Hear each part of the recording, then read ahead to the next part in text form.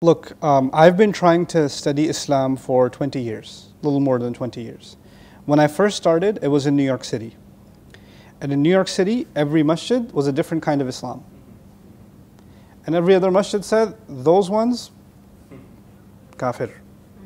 Those ones mubtadi', those ones dal, those ones deviant, those ones this, all the labels.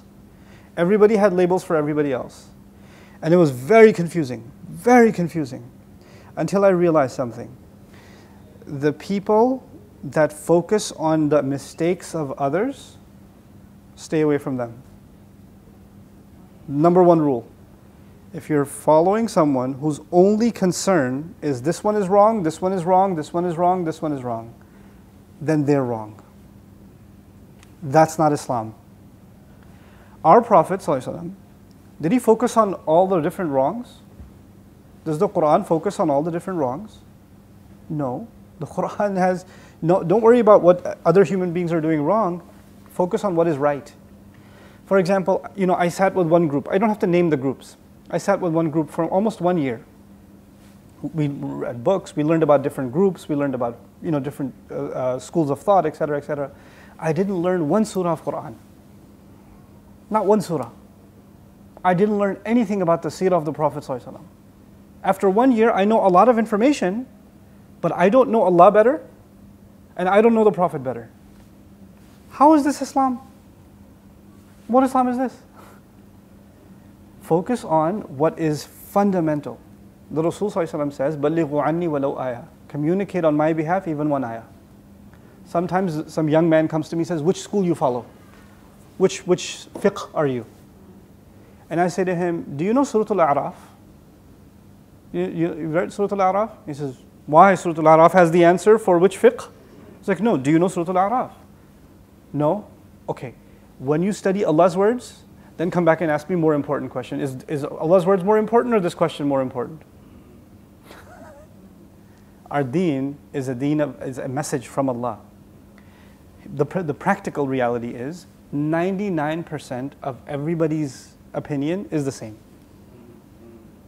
We all have the 5 prayers. We all have Hajj. We all have Zakat. Nobody says Zakat is 15%. Nobody says it's 0.5%. Everybody's okay with 2.5%, yes?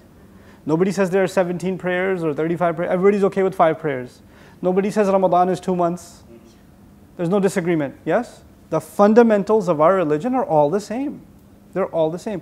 The technical differences, okay, raise your hand or don't raise your hand, or out loud or quietly, or these are small technical differences. Even the Sahaba had these differences, no big deal. That's not Islam. Those are small details. It's okay if you're following one, don't doubt it. It's okay if you trust somebody, follow them. It's okay. And ask Allah for guidance.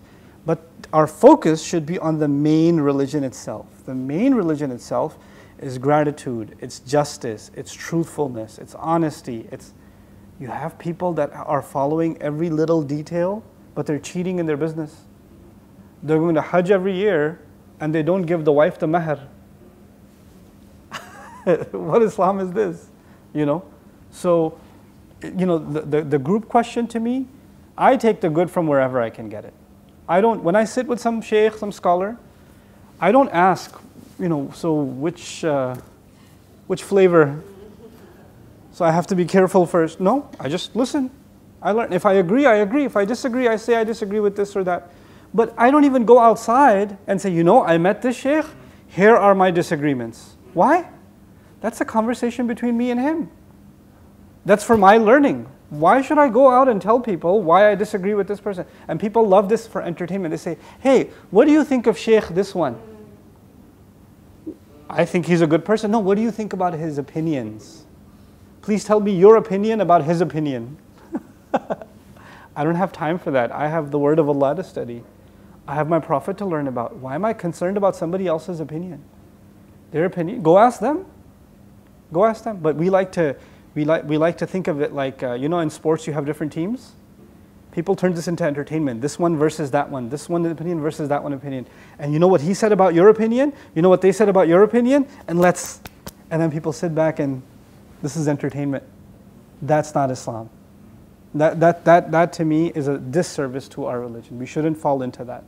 We should stay away from that. Take the good from any Muslim. You know, take the good from any Muslim. Right now, our kids are, last thing I'll say, our youth are falling into drugs. They're having, illicit relationships outside of marriage. They're leaving Islam. And we're worried about which group. I say any group is okay, better than this. Why are you so worried about the wrong thing? There are bigger priorities here. There are bigger priorities. So, when we lose our sense of priority, this is a punishment from Allah to Banu Israel. He made them Shi'a'an. He broke them into groups, every group fighting every other group. This is the right Islam, this is the right Islam, this is the right Islam. This is a punishment from Allah. That's actually a punishment from Allah. May Allah not make us people that are worthy of that punishment. I'm really, really excited to be here in Indonesia. MashaAllah, this is the most densely Muslim populated country in the world. And so Allah put a huge blessing on this land that He gifted them with La ilaha illallah, which means Allah gave them a huge responsibility. Allah gave this community a huge, huge responsibility to be an example. And efforts like these that are happening at the hands of youth, at the hands of our sisters, these are things to be very, very proud of. I hope that Allah Azza wa Jal gives more momentum to these kinds of efforts. And because of that, the hearts of the next generation become softer towards Islam. When the hearts become softer towards Allah's deen, everything else will become okay.